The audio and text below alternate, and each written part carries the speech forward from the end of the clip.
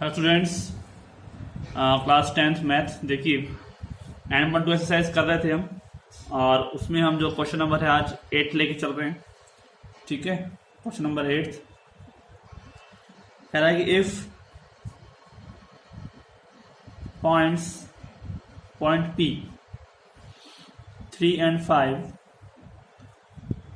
divides line segment, ठीक है, which line segment which joins A -2 and 3 and B X and Y in the ratio 4:7 internally, ठीक है, then find the coordinates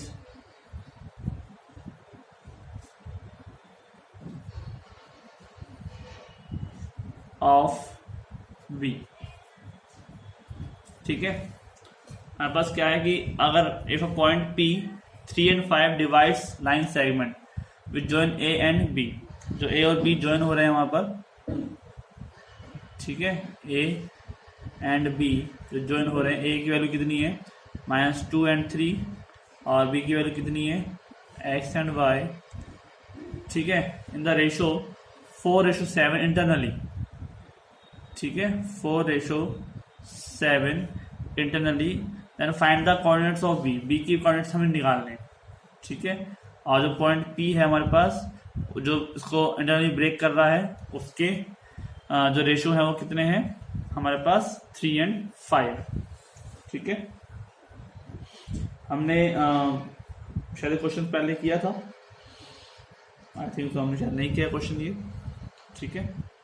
तो देखिए जरा, ठीक है,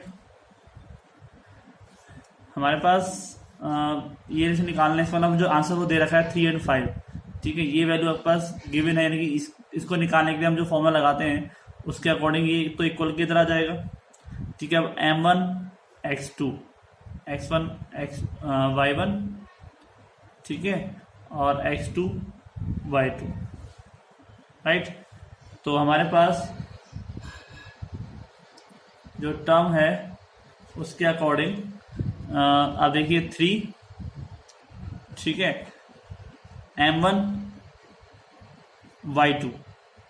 x2 प्लस m2 x1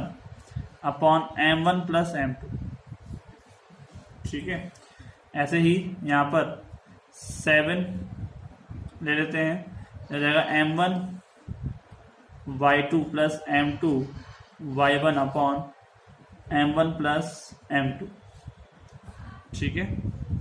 तो ये क्या हो जाएगा 3, m1 की वैल्यू कितनी है 4 है और m2 की वैल्यू कितनी है 7, ठीक है। तो m1 यानी कि 4 इंटू x2, x2 कितना है वो x ही है, ठीक है, हमें वैल्यू निकालनी है, प्लस m2 x1, m2 कितना है 7 और x1 कितना है हमारे पास -2 अपॉन m1 प्लस m2 यानी कि 4 प्लस 7, ठीक है। तो यहाँ पे देखो हम क्या कर सकते हैं, एक्स वैल्यू निकालनी है तो यहाँ पे सो करते हैं 3 गुणा 7 और 4 11, 11 into 3 33 हो जाएगा। तो 4x माइनस के और यहाँ के क्या बच जाएगा आपके पास 14, ठीक है, माइनस के 14 जब वहाँ जाएगा तो प्लस के हो जाएगा, यहाँ जाएगा आपके पास 4x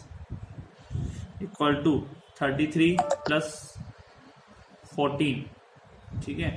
33 प्लस 14 कितने हो जाएंगे बस 47, राइट, 47 हो जाएंगे। तो x की वैल्यू क्या हो जाएगी आपके पास 47/4, ठीक है, और यहाँ पर y की वैल्यू निकाल देते हैं, 7 इक्वल टू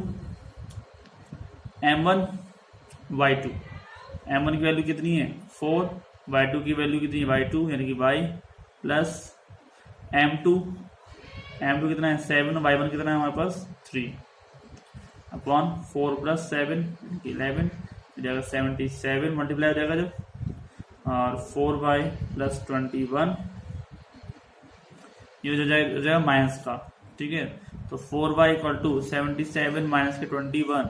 कितना बच जाएगा, 7 में से बन गए तो 6 और यहाँ जाएगा 56 एंड y बराबर 56 अपॉन 4 यानी कि 28 अपॉन तो 14 आ जाएगा पूरा 14, ठीक है। तो आप बस हो गया, जो भी आपको निकालना था वो आपके पास जो कोऑर्डिनेट्स हैं b के वो आ गए 47 अपॉन 4 एंड 14, ठीक है, कोई दिक्कत नहीं, आप दे सकते हैं, कोई मिस्टेक नहीं हो, ठीक है। 7 में से बन गए तो 6 और 7 में से 2 गए तो 5 और डिवाइड हमें किसका करना है 4 का, ठीक है। तो इस तरह से हमने यहाँ पर वैल्यू निकाली, ठीक है स्टूडेंट्स, कोई दिक्कत नहीं। तो आगे चलते हैं नेक्स्ट क्वेश्चन की तरफ। क्वेश्चन नंबर हमारे पास है,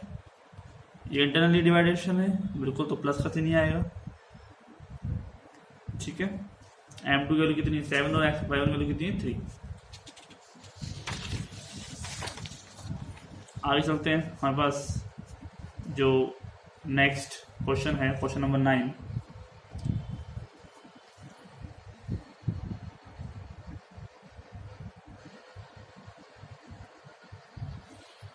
ठीक है, क्वेश्चन नंबर जो हमारा 9 है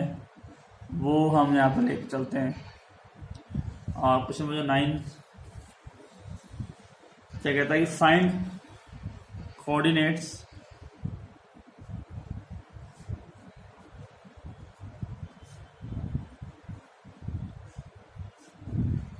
ऑफ पॉइंट्स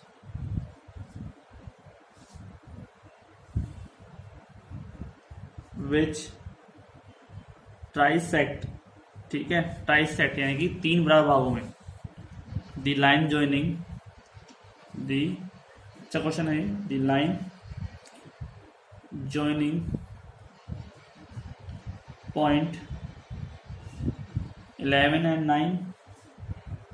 एंड 1 एंड 2, ठीक है। हमारे पास जो कोऑर्डिनेट्स हैं, find the coordinates of point which trisect the line joining. एक आपके पास ए है और ये है बी, ठीक है, मान लो ये है 11 एंड 9 और ये हमारे पास क्या है 1 एंड 2। अब आपके पास इस लाइन को ट्राइसेक्ट हो रहे हैं, 3 बराबर भागों में बांट रहे हैं। 3 बराबर भागों में बांटने का मतलब बीच में कितने पॉइंट होने चाहिए 2, मान लो ये पी है और एक क्यू है, ठीक है, 3 बराबर भागों में बांटना है, यानी ए पी बराबर पी क्यू बराबर क्यू बी, ऐसा होना चाहिए। इसका मतलब क्या है कि ए पी और पी क्यू पी बी का जो रेशो है, ए से लेकर पी तक का और पी से लेकर बी तक का जो रेशो है वो कितना होना चाहिए, अगर तीनों बराबर बराबर हैं 1 रेशो में डिवाइड हो रहे हैं, ठीक है, तो इसका मतलब ए पी और पी से क्यू पी बी का रेशो, ठीक है, ए से पी और रेशो जो है पी बी का वो होना चाहिए 1:2, 1:2 हो जाएगा 1:2, और क्यू का क्या हो जाएगा, यहाँ पे है 1/2, ठीक है, यानी कि A Q ratio Q B, Q की तरफ से जो रेशो बनेगा वो बनेगा 2:1, 1/2 उसके बाद क्या आ रहा है बना। तो 2 बार हमें वैल्यू निकालनी होगी, पी और क्यू के मान निकालने होंगे हमें, ये एक्स और वाई, ठीक है, या फिर आप इसको x1 y1, चलो वो टर्म निकालते हैं, एक्स वाई और ए बी ये मान लेते हैं, ठीक है, हमारे पास ये टर्म हो जाएगी। तो सर निकालते हैं हम मान, find the value of P, मतलब कि एक्स वैल्यू निकालनी है, तो कोऑर्डिनेट लगा दो, x बराबर m1 x2 plus m2 x1 upon m1 plus m2, तो m1 ये हो जाएगा आपके पास x1 y1 और ये हो जाएगा आपके पास x2 y2, ठीक है। अब इस टाइम जो x1 y1 जो टर्म हम निकाल रहे हैं वो p जो रेशो है उसकी बात कर रहे हैं, तो m1 x2, m1 कितना है आपके पास 1 और 2 की बात हो रही है इस टाइम, तो m1 क्या है 1 इंटू 2, x2 क्या है, x2 है आपके पास 1 प्लस m2 कितना है 2 और x1 कितना है 11, ठीक है, अपॉन m1 प्लस m2 यानी कि 1 प्लस 2 तो जाएगा 1 इंटू 1 प्लस 2 इंटू 11 22 अपॉन 3 यानी कि 23 अपॉन 3, ऐसे y निकल जाएगा m1 y2 plus m2 y1 upon m1 plus m2, right, कोई दिक्कत नहीं। तो हमारे पास जो टर्म बनने वाली है वो क्या हो जाएगी m1 y2, ठीक है, m1 कितना है आपके पास 1, y2 की वैल्यू कितनी है 2 प्लस m2 वैल्यू कितनी है 2 और y1 वैल्यू कितनी है 9 अपॉन 1 प्लस 2, ठीक है, 2 1 जा 2 प्लस 9 2 जा 18 अपॉन 3 तो जाएगा 20 अपॉन 3। तो वैल्यू आ गया आपके पास p जो कोऑर्डिनेट है वो आपके पास क्या आ गए p कोऑर्डिनेट आ रहा है आपके पास, कोऑर्डिनेट ऑफ p, ठीक है, एक आंसर आ गया आपके पास of p 23 upon 3 and 20 upon 3, ठीक है, कोई दिक्कत नहीं। अब सेम हमारे पास जो टर्म है वो है q की, q के लिए निकालना, तो यहाँ पे जो रेशो है वो चेंज हो जाएगा, वो रेशो हो जाएगा 2:1, ठीक है, तो अब हम a और b की वैल्यू निकालेंगे, ठीक है, तो a की वैल्यू क्या निकालने के लिए क्या हो जाएगा, वही टर्म चलेगी m1 x2 plus m2 x1 वाली अपॉन m1 प्लस m2, ठीक है, कोई दिक्कत नहीं। तो ये वैल्यू क्या हो जाएगी बस m1 x2, m1 कितना है हम यहाँ पर ये 2 और 1 है, अब ये m1 m2 माने जाएंगे, ठीक है, तो m1 की वैल्यू कितनी हो गई 2 और x2 की वैल्यू कितनी हो गई 1 प्लस m2 की वैल्यू कितनी हो गई 1 और x1 की वैल्यू कितनी हो गई 11, ठीक है, अपॉन m1 प्लस m2 यानी कि 2 प्लस 1, ठीक है, तो 2 1 जा 2 हो गया प्लस 11 अपॉन 3, तो 11 और 2 कितना हो गया 13 अपॉन 3, और ऐसे मैं b की वैल्यू निकाल लेता हूँ यहीं पर ही, ज़्यादा रहेगा, सामने सामने मान है, तो m1 y2, m1 यानी कि 2 और y2 कितना है हमारे पास इंटू 2 प्लस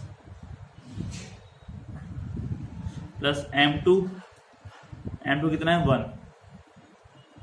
ठीक है, इंटू में कितना है y1 कितना है 9, ठीक है, अपॉन m1 प्लस m2 यानी कि 2 प्लस 1, तो ये कितना हो जाएगा 2 2 जा 4 प्लस 9 1 जा 9 अपॉन 2 और 1 3, 9 और 4 कितना हो गया यहाँ पे, ये 13 अपॉन 3 हो गया, और सेम कैटेगरी पे आ गए, ठीक है, यानी कि कोऑर्डिनेट ऑफ q कितना हो जाएगा हमारे पास 13 अपॉन 3 एंड 13 अपॉन 3, ठीक है, आप चेक कर सकते हैं जो वैल्यूज है वो सेम आ रही, तो आपके पास मतलब 2 कोऑर्डिनेट हो गए, एक तो ये हो गया और एक ये हो गया, इजीली आपने इसको सॉल्व कर लिया, ठीक है, तो इसको निकालने के जो तरीके हैं वो इस तरह से ही हमारे काम में आते हैं। तो मैं आपको एक क्वेश्चन और है हमारे पास 10th क्वेश्चन, उसको भी मैं समझा देता हूँ, ठीक है, इसको समझा देता हूँ, उसको कराऊंगा नहीं, वो आप खुद करेंगे। तो ये जो क्वेश्चन है ना वो सेम ऐसे ही है, लेकिन बस फर्क क्या है, उसमें 4 इक्वली पार्ट में यानी कि क्वार्टर सेट्स थे, इसमें टाई सेट थे, टाई सेट में तो 3 बराबर भागों में, और क्वार्टर सेट्स मतलब होता है 4 बराबर भागों में, ठीक है, तो find the coordinate of point which quarter set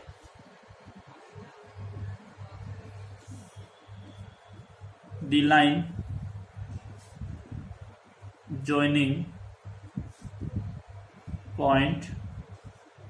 minus के 4 and 0 and 0 and 6, ठीक है, तो जो 4 बराबर भागों में बांट रहा है ना, यहाँ पर देखो आप a और b अगर हम पॉइंट को मान लें यानी कि माइनस के 4 and 0 and 0 and 6, ठीक है, ये हम अगर मान लेते हैं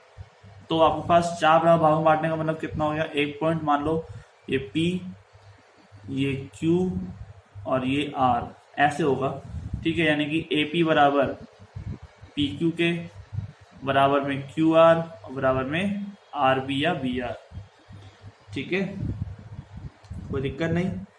तो इस तरह से हमारे पास जो टर्म बनी है, यानी कि आपको ये देखना है कि आपको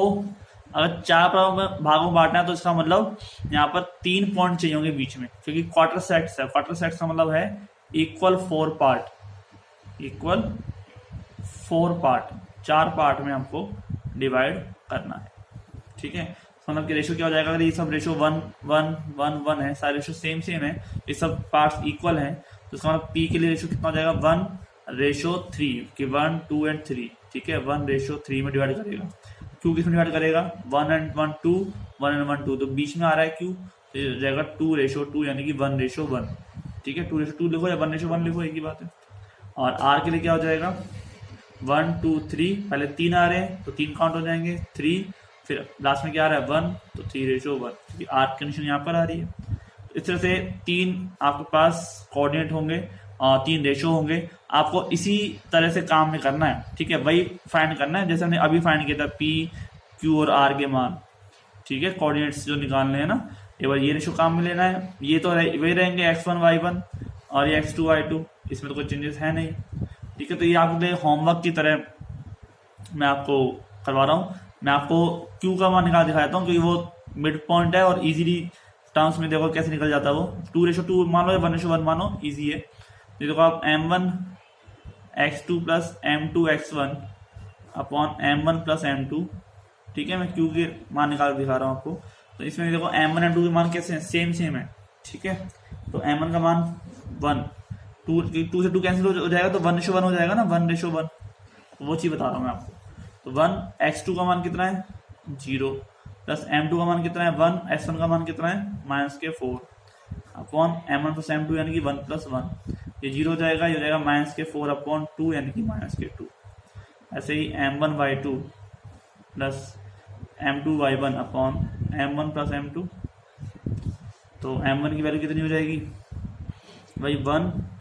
y2 वैल्यू 6, m2 की वैल्यू 1, y1 वैल्यू 0, यहाँ पे ये वैल्यू 0 हो गई,